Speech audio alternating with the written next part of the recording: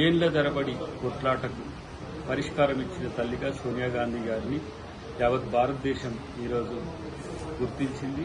మేమందరం కూడా తెలంగాణ తల్లిగా సోనియా గాంధీ గారిని ఈరోజు చూస్తున్నాం.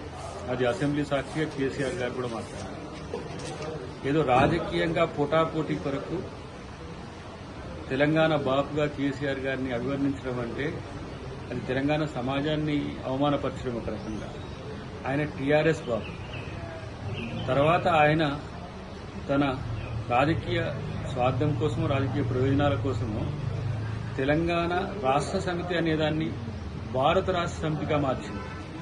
ఆ రోజు తెలుగుదేశం నుంచి తన రాజకీయ అస్తిత్వం కోసం టీఆర్ఎస్ పార్టీ ఏర్పాటు చేసుకుని టీఆర్ఎస్తో తెలంగాణ ముఖ్యమంత్రి తెలంగాణ అయిపోయినాక భారత రాష్ట్రానికి ఆయన ప్రధానమంత్రి కావాలన్నట్టుగా భారత రాష్ట్ర సమితి అని చెప్పి ఇప్పుడు మళ్లీ తెలంగాణ అని చెప్పి సెంటిమెంట్ రగిల్చడానికి ఏదో ప్రయత్నాలు చేస్తుంది.